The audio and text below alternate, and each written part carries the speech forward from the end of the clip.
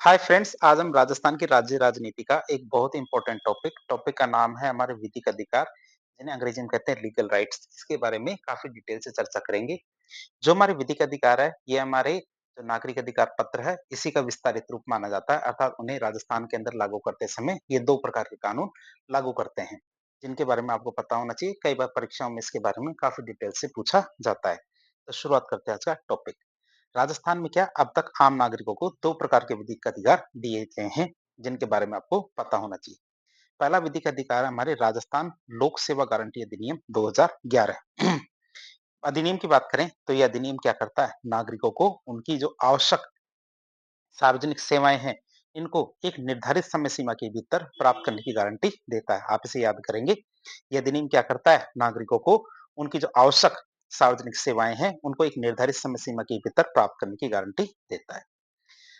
लोक सेवा गारंटी कानून क्या भारत में पहली बार 14 अगस्त 2010 को मध्य प्रदेश में लागू किया गया था। इसका मतलब यह है राजस्थान से पहले भी यह अन्य राज्यों जैसे कि हमारे सबसे पहले मध्य प्रदेश में लागू हो चुका है। अब हमारे राजस्थान के कानून की बात करें तो इसके परिचय में कौन-कौन सी चीजें आएगी। कि सबसे पहले देखेंगे राज्यपाल के द्वारा कब अनुमति दी गई। तो 21 सितंबर 2011 को इस अधिनियम को अनुमति मिली थी। राजस्थान में कब लागू हुआ, तो ये हमारे उस समय के मुख्यमंत्री थे श्री अशोक गहलोत। उनके समय 14 नवंबर 2011 को यह अधिनियम लागू हो गया था हमारे पूरे राजस्थान में। बात करें इसकी तो यह अधिनियम लागू करने का उद्देश्य क्या था, तो नागरिक अधिकार पत्र, जिसे हम अंग्रेजी में कहते हैं सिटीजन चार्टर्स, इसकी अवधारणा को वैधानिक शक्ति प्रदान करने के लिए यह अधिनियम लाया गया था। बात करें शुरुआती प्रावधान की, जब यह अधिनियम लागू हुआ था उस समय यह अधिनियम 15 विभाग और उनकी 108 सेवाओं पर लागू था। लेकिन वर्तमान में यह 27 विभाग और 287 सेवाओं पर लागू है। हम इसके प्रावधानों के बारे में देखेंगे, इस अधिनियम में कौन कौन से प्रावधान किए गए हैं। पहला प्रावधान आता है हमारे कौन से, गारंटीकृत सेवाएं, मतलब सरकारी कार्यालयों के द्वारा नामित सेवाएं, मतलब सभी संगठन, चाहे वो सरकारी हो चाहे प्राइवेट हो, किसी न किसी उद्देश्य या किसी न किसी सेवा को प्रदान करने के लिए बनाया जाता है।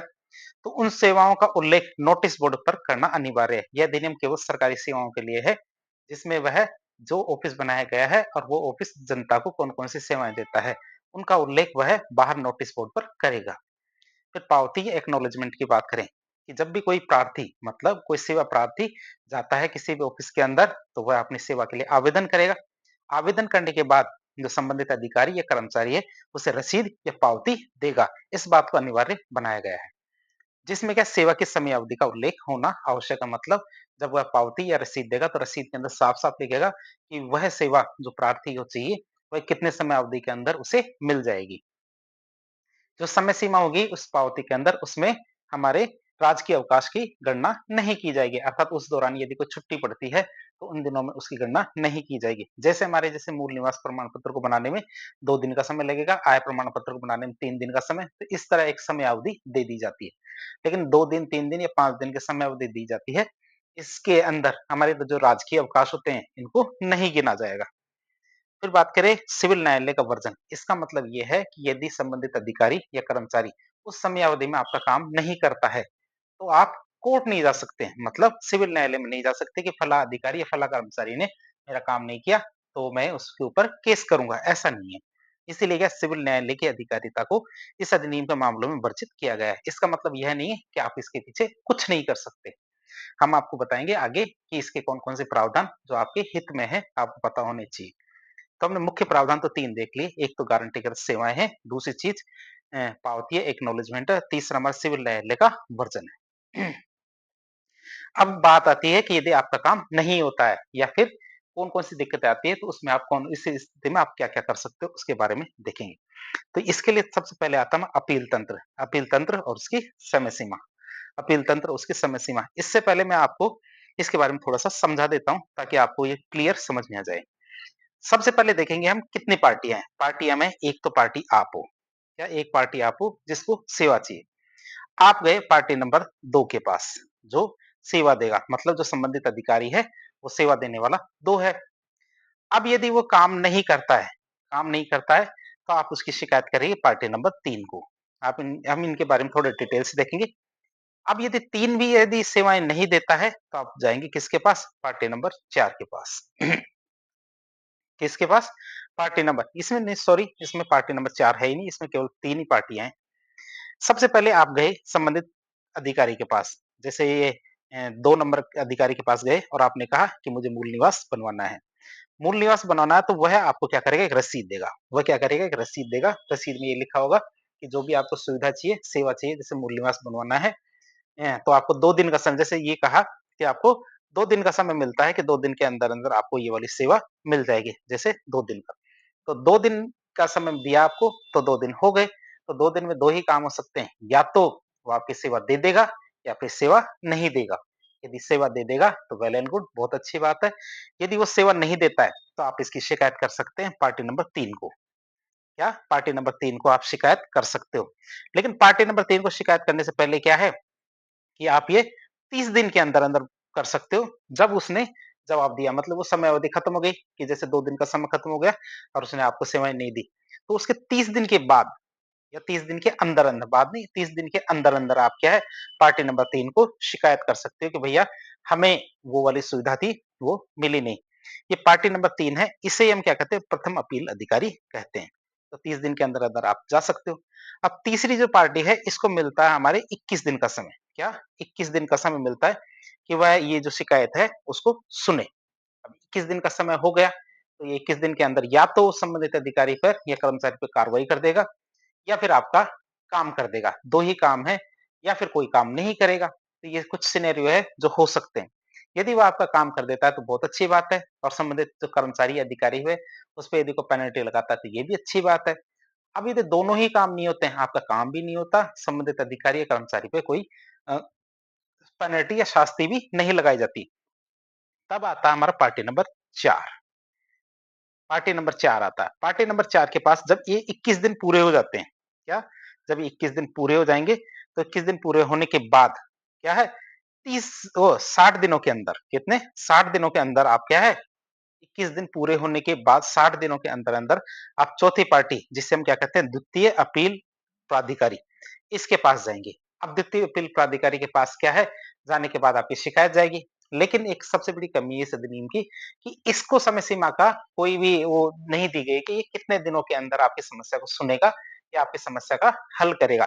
लेकिन ये है क्या है, ये संबंधित जितने भी अधिकारी, चाहे 3 है और 2 है, इन दोनों अधिकारियों से बातचीत करेगा, बातचीत करके ये पता लगाएगा कि आपको ये सेवाएँ क्यों नहीं दी गई अब तक, और यदि उसे लगता है कि गलती किसकी है, 2 नंबर, 3 नंबर, मतलब प्रथम अपील अधिकारी की और जो हमारा संबंधित अधिकारी कर्मचारी की है, तो उन पर पेनल्टी लगाएगा, और यदि वो सेवा नहीं दी जा सकती, तो साफ-साफ मना करेगा। तो इस तरह हमने देखा इसके अंदर ये है, सीमा तंत्र है। सीमा तंत्र को एक बार वापस देख लेते हैं, हम आपको दोबारा समझा देते हैं इसको, कि सबसे पहले क्या होगा, आप 1 नंबर की पार्टी है। आप क्या है, इस चित्र के अनुसार क्या 1 नंबर की पार्टी है, ये वाली। आप संबंधित जो अधिकारी के पास गए, अधिकारी था हमारा 2 नंबर, जिससे आपने सेवा माँगी। सेवा के लिए आपको एक समय सीमा दे दी गई, अर्थात रसीद दी गई। रसीद के अंदर साफ-साफ लिखा हुआ था कि भैया ये सेवा इतने दिन में आपको मिल जाएगी। लेकिन वो सेवा आपको उतने दिनों में नहीं मिलती है। नहीं मिलती है तो आप 30 दिनों के अंदर क्या, 30 दिनों के अंदर-अंदर क्या है, आप संबंधित जो प्रथम अपील अधिकारी है, जिसको हमने 3 नंबर नाम दिया है, हमारे पहले अपील अधिकारी है, उसके पास चले जाएँगे।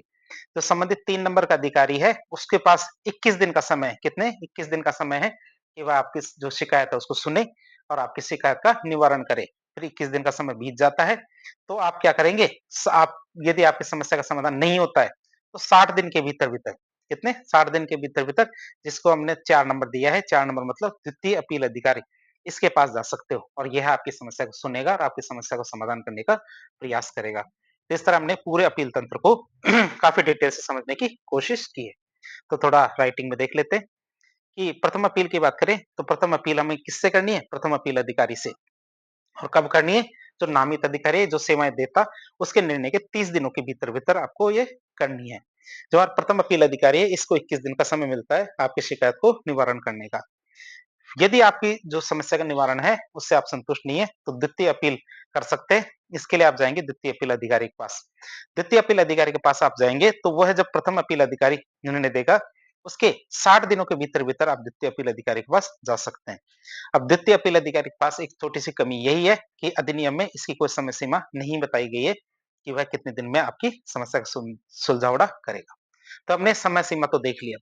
अब बात करें प्रथम अपील अधिकारी को और द्वितीय अपील अधिकारी, दोनों को क्या है, सिविल प्रक्रिया संहिता 1908, इसके अंतर्गत बहुत सारी शक्तियाँ प्राप्त है, जैसे डॉक्यूमेंट मंगा सकता है, किसी भी अधिकारी को बुलवा सकता है, समन जारी कर सकता है। बहुत सारे ऐसे अधिकार हैं जो इन दोनों को मिलते हैं। क्यों? क्योंकि इन्हें क्या है समस्या का समाधान करना है। फिर लोक सेवक और प्रथम अपील अधिकारी। अब ये बात है कि जैसे प्रथम अपील अधिकारी हो चाहे द्वितीय अपील अधिकारी, यदि संबंधित अधिकारी या प्रथम अपील अधिकारी पर यदि कोई शास्ति या पेनल्टी आरोपित करते हैं और उन्हें दोषी पाते हैं, तो उन्हें भी क्या है एक मौका मिलना चाहिए ताकि वो अपनी बात को सिद्ध कर सके। तो वो दोनों क्या कर सकते हैं, उस आयोग या प्राधिकरण में अपनी अपील कर सकेंगे। जो कौन डिसाइड करेगा? राज्य सरकार डिसाइड करेगी कि भैया ये भी अपनी अपील वहां कर सकते हैं। अब बात करते हैं, ये सिद्ध हो गया कि संबंधित अधिकारी या फिर जो हमारे प्रथम अपील अधिकारी है, इन्होंने क्या गड़बड़ की। गड़बड़ का मतलब ये है उन्होंने जानबूझ के सेवाएं प्रदान नहीं की। तब क्या होगा? तो यदि सेवा करने में जबरदस्ती देरी की है क्या सेवा देने में यदि जबरदस्ती देरी की है, तो ₹250 ₹250 प्रतिदिन के हिसाब से कम इतनी तो पेनल्टी लगेगी और अधिकतम कितनी? ₹5000 रुपए तक का जुर्माना लगाया जा सकता है। और यदि साफ-साफ ही मना कर दिया सेवा प्रदान करने से, तो सेवा प्रदान करने से मना करने पर ₹500 प्रतिदिन से लेके अधिकतम ₹5000 तक का जुर्माना लगाया जा सकता है। तो दोनों आप याद रखेंगे। वसूली की बात करें तो जुर्माना दोषी लोक सेवक के वेतन से काटा जाता है। क्या? जुर्माना दोषी लोक सेवक है उसके वेतन से काटा जाता है, आप इसे याद रखेंगे। अब बात करेंगे जो अधिनियम था, अधिनियम का महत्व। इसके बारे में हमने टेक्निकलिटी तो देख ली, अब महत्व की बात करें। पहली बात करें विधिक अधिकार, तो लोगों को लोक सेवा प्राप्त करने का विधिक अधिकार प्राप्त होता है इससे। फिर सुशासन की बात करें तो प्रशासन में प्रतिबद्धता, समयबद्धता और कार्यकुशलता इससे सुनिश्चित होती है। तो पारदर्शिता, जवाबदेहिता की बात करें तो लोक सेवकों में भ्रष्टाचार कम होता है और पारदर्शिता, जवाबदेहिता में इससे वृद्धि होती है। फिर नागरिक चार्टर का विकास की बात करें, या नागरिक चार्टर का विस्तार की बात करें, तो ये क्या है? नागरिक अधिकार पत्र का विस्तारित रूप है, जो हमारे क्या है? सरकारी सेवा प्रदान करने की गारंटी देता है। ऐसा नहीं कि इसमें कोई कमियाँ नहीं है, कमियाँ काफ़ी सारी है, कुछ तो हमने साथ ही साथ देख ली थी। अब और यदि स्पेसिफिक देखें तो पहली चीज़ जटिलता, जागरूकता कमी। जनता को पता ही नहीं है कि इस प्रकार का कोई अधिनियम सरकार के द्वारा बनाया गया है। तो ग्रामीण क्षेत्रों में लोगों को कानून की जटिल शब्दावली और अपने अधिकारों की जानकारी कमी है। सीमित सेवाएँ हमने देखा कि इसमें कम विभाग और कम सेवाओं को शामिल किया गया। शुरुआत में तो 15 विभाग ही शामिल थे। अधिनियम में शामिल की गई नामित सेवाओं की संख्या अभी भी बहुत कम है, जबकि कई अन्य सेवाएँ इससे अभी भी बाहर है। फिर मानव संसाधन की समस्या, अपील अधिकारियों के पद रिक्त हैं। क्यों? क्योंकि संबंधित अधिकारी यदि काम नहीं करता, तो आप अपील करेंगे, लेकिन वहाँ सीट पे तो कोई बैठा ही नहीं है। इसका मतलब है कि अपील अधिकारियों की पद रिक्ति मतलब वहाँ पे कोई बैठा ही नहीं है। या फिर एक ही विभाग या एक ही पद सोपान से संबंधित होने के कारण क्या निष्पक्षता निस्तारण में विलंब होता है। जैसे मान लीजिए हमने आपको बताया कि 2 नंबर की शिकायत किसको करनी है? 3 नंबर से और 3 नंबर की शिकायत किससे करनी है? 4 नंबर से। जब बाद में पता चला कि तीनों के तीनों एक ही ऑफिस के अंदर काम करते हैं, ये तीनों के तीनों एक ही ऑफिस में के अंदर काम करते हैं और तीनों साथ-साथ बैठ के चाय पीते हैं, नाश्ता करते हैं। तो आप भी सोच सकते हैं कितना आशंका है कि 3 वाला इसको सज़ा देगा और 4 वाला 3 वाले को और 2 वाले को सज़ा देगा। ऐसी संभावना बहुत ही कम होती है। जब उठते-बैठते हैं, एक ही ऑफिस के होते हैं, तो अपने ही समान ऑफिस वाले को सज़ा देने की संभावना कम होती है, जिससे क्या निष्पक्षता प्रभावित होती है। फिर साधारण जुर्माना मतलब अधिकतम ₹5000 का जुर्माना अधिकारियों को पर्याप्त रूप से हतोत्साहित करने में सफल नहीं होगा। कई बार अधिकारी कर्मचारी सोचेंगे चलो कोई बात नहीं, 5000 का जुर्माना बड़ी बात नहीं है। समय सीमा में विसंगति की बात करें तो एक ही प्रकार के या एक ही प्रकृति के कार्यों में अलग-अलग सेवा प्रदान करने की समय सीमा निर्धारित की गई, जिससे क्या है शंका उत्पन्न होती है कि जैसे मूल निवास, जाति प्रमाण पत्र, बहुत सारे ऐसे काम होते हैं जो सेम नेचर के होते हैं, लेकिन उनमें समय सीमा अलग-अलग दी गई है। जैसे किसी के लिए 2 दिन, किसी के लिए 5 दिन, किसी के लिए 12 दिन। तो क्या है, इससे क्या है एक शंका उत्पन्न होती है कि ये ऐसा क्यों है? जब नेचर एक ही है तो उसमें कम समय लगना चाहिए। पूर्वाग्रह की संभावना, तो प्रथम और द्वितीय अपील अधिकारी की सुनवाई उसी विभाग के उच्च अधिकारी के द्वारा की जाती है, जिससे क्या पूर्वाग्रह की संभावना बनती है। तो हमने इस चीज को देख लिया। फिर निस्तारण में देरी, प्रथम और द्वितीय अपील अधिकारी के लिए 21 दिन की समय सीमा आज के डिजिटल युग में कार्यों में देरी की सूचक है। कि मतलब यदि एक अपील को सुनने के लिए यदि 21-21 दिन का समय लगने लगे, तो भैया फिर तो हम बुलेट ट्रेन कैसे चलाएंगे देश के अंदर? क्यों? क्योंकि काम फास्ट होनी चाहिए। अब बात करें, कमियाँ तो हमने देख ली, हम इसके लिए सुझाव बता सकते हैं कि इसको कैसे सुधारा जा सकता है। पहली बात है स्वतंत्र अपीलीय कार्यालय। अधिनियम में अपीलीय अधिकारी का एक स्वतंत्र कार्यालय स्थापित किया जाना ज़रूरी है, ताकि क्या जो दोषी अधिकारी है, उन पर निष्पक्ष कार्रवाई हो सके। बात करें दायरे के विस्तार की, तो राज्य सरकार की संपूर्ण सेवाओं और कार्यक्रमों को अधिनियम के दायरे में शामिल किया जाना चाहिए। जागरूकता अभियान की बात करें, तो प्रावधानों के प्रति जन जागरूकता अभियान चलाया जाना चाहिए। समय सीमा की कमी की बात करें तो विभिन्न सेवाओं की समय सीमाओं को न्यूनतम कर दिया जाना चाहिए, मतलब कम से कम समय में अधिक से अधिक सेवाएं देनी जरूरी हो, ताकि नागरिकों की तत्काल सेवाएं मिल सके। निरंतर संशोधन की बात करें तो अधिनियम के वर्तमान स्वरूप में संशोधन किया जाना चाहिए, ताकि इसे पूरी तरह से प्रभावी बनाया जा सके। तो हमने लोक सेवा गारंटी अधिनियम 2011 के बारे में देख लिया। दूसरा कानून आता है हमारा राजस्थान सुनवाई का अधिकार अधिनियम 2012, जिसे हम कहते हैं Rajasthan right to hearing act 2012। अब हमने देखा कि जो कमियां थी कि इसमें क्या बहुत सारे विभाग और बहुत सारी जो सेवाएं थी वो छूट गई थी। अब तो वो विभाग और जो सेवाएं छूट गई थी उनके लिए ये अधिनियम आया था। तो अधिनियम नागरिकों की शिकायतों को सुनने, दर्ज करने और उनका समय पर निवारण करने की कानूनी गारंटी प्रदान करता है। 2012 का कानून। सबसे पहले परिचय की बात करें तो राज्यपाल के द्वारा अनुमति दी गई। कब? 21 मई 2012 को। 21 मई 2012 को राज्यपाल के द्वारा इसको अनुमति दी गई। राजस्थान में क्रियान्वयन की बात करें तो उस समय जब हमारे राजस्थान के मुख्यमंत्री श्री अशोक गहलोत थे, उस समय 1 अगस्त 2012 को ये हमारे पूरे राजस्थान में लागू होता है। लागू करने का उद्देश्य क्या था? सुशासन सुनिश्चित करने और शिकायतों के प्रभावी निवारण के लिए लोक सुनवाई अधिकारी का प्रावधान किया गया है। पहले तो क्या होता था कि आप जैसे कोई विभाग है, विभाग के अंदर आपकी समस्या का समाधान नहीं होता, मतलब संबंधित अधिकारी या कर्मचारी आपने समस्या नहीं सुनी या काम नहीं किया, तो आप उसी विभाग के अंदर चक्कर काट रहे, अपील करे जा रहे, लेकिन ऐसा नहीं है। अब क्या होगा? एक अधिकारी आपके पास आएगा, मतलब आपके गाँव में आएगा या आपके क्षेत्र के अंदर आएगा और फिर बैठ के एक कैंप लगाया और कैंप में कहेगा कि भैया सबको यदि किसी भी विभाग की किसी भी सेवा से संबंधित कोई समस्या है, तो आओ और मुझे बताओ। क्यों? क्योंकि मैं सुनने के लिए तैयार हूँ। सरकार ने मुझे सुनने के लिए लगाया है। इसीलिए इसका नाम है लोक सुनवाई अधिकारी। लोक सुनवाई अधिकारी क्या करेगा? समस्याओं को सुनेगा, जिसे अंग्रेजी में कहते हैं पीएचओ। तो दोनों सिनेरियो अलग है। अब क्या अधिकारी आगे बढ़-बढ़ के कह रहे हैं कि यदि आपको कोई समस्या है, तो आप आओ और हमें सुनाओ। पीएचओ। बात करें अधिनियम की प्रमुख प्रावधान की, तो इसमें पीएचओ मतलब लोक सुनवाई अधिकारी, पब्लिक हियरिंग ऑफिसर की नियुक्ति का प्रावधान किया गया है। तो शिकायत प्राप्त करने और उसका प्रारंभिक निवारण करने वाला अधिकारी कौन होगा? पीएचओ। अब बात करें पीएचओ को आप शिकायत कैसे कर सकते हैं? तो शिकायत का प्रारूप की बात करें तो अपील हमारे सादा या फिर साधारण कागज पे की जा सकती है। फिर जिला स्तरीय समितियों की बात करें तो उपखंड और जिला स्तर पर जन शिकायत और सतर्कता समितियों का गठन किया गया है, जो हमारी क्या है, जो हमारे पीएचओ की तरह कार्य करेगी, जिनके अध्यक्ष कौन होंगे? हमारी उपखंड स्तर पे तो एसडीओ और जिला स्तर पे कौन होंगे? जिला कलेक्टर।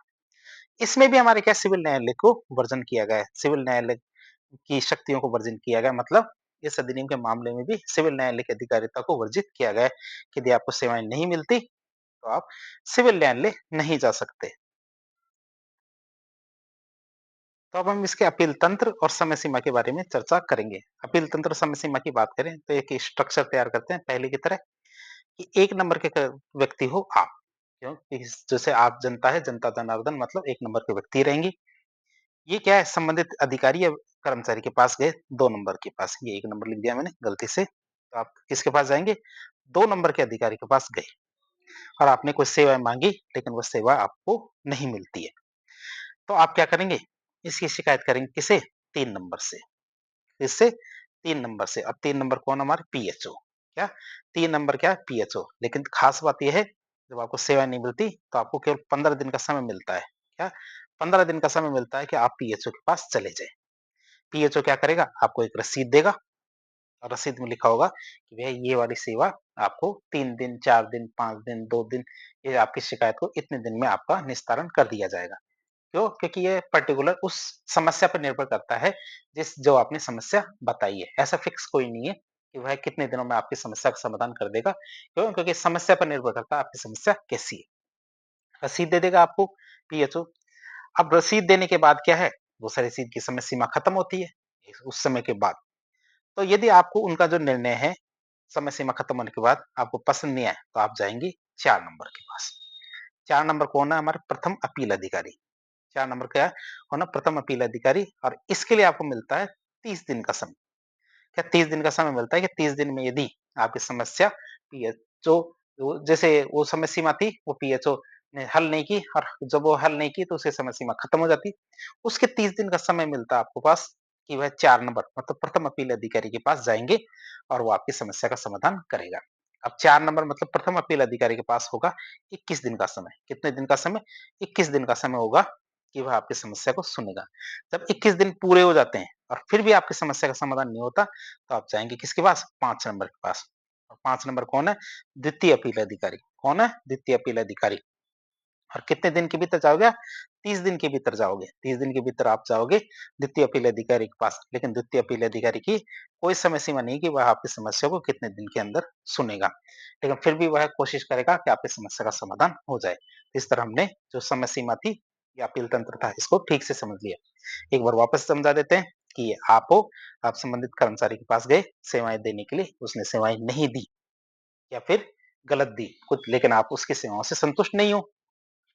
तो आप 15 दिन के भीतर-भीतर क्या पीएचओ जो 3 नंबर था हमारा इसके पास चले जाते हो। 15 दिन के भीतर-भीतर क्या पीएचओ के पास चले जाते हो। पीएचओ आपको एक रसीद देगा, रसीद में एक समय सीमा लिखी होगी कि ये सेवाएँ आपको कितने समय में मिल जाएगी।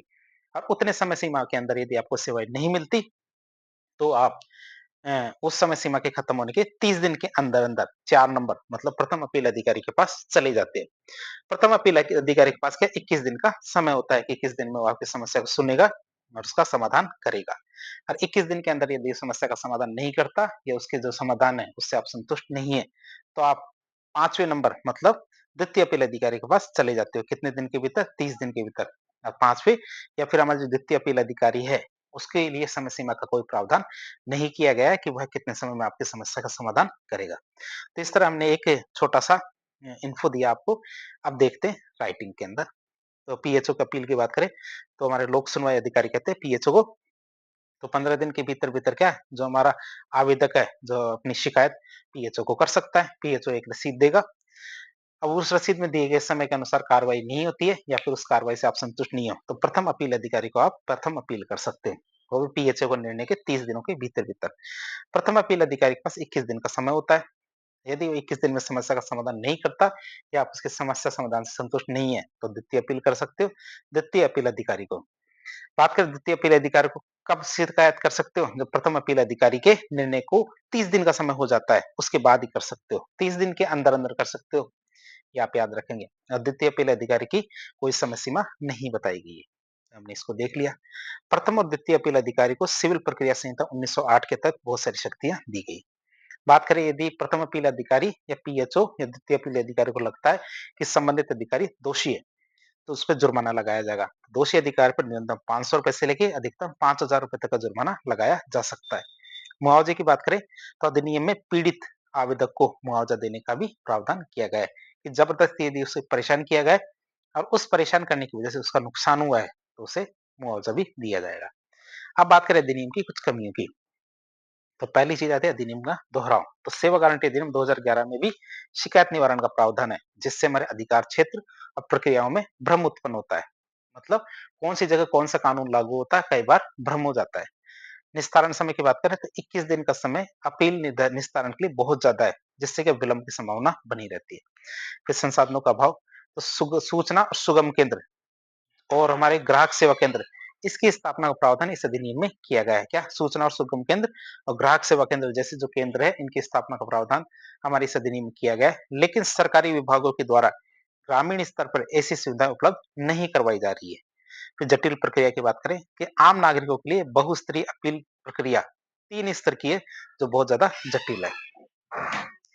कई बार परीक्षा में पूछ लिया जाता है कि दोनों के दोनों अधिनियम एक ही सेवा के लिए कि जनता को किसी प्रकार की सेवा मिले, लेकिन दोनों में कोई कोरिलेशन है क्या? तो आप बताएंगे क्या-क्या है? दोनों अधिनियम राजस्थान में चार्टर, नागरिक चार्टर और सुशासन के सिद्धांतों को लागू करने के लिए एक दूसरे के पूरक है। मतलब एक अधिनियम में कोई कमी थी, तो दूसरा अधिनियम उसको पूरा करने की कोशिश करता है। जैसे हमारा राजस्थान लोक सेवा गारंटी अधिनियम 2011 है, ये क्या सकारात्मक अधिकार देता है, मतलब नागरिकों को निर्दिष्ट सेवाएं समय पर मिले, इसको दिखाता है।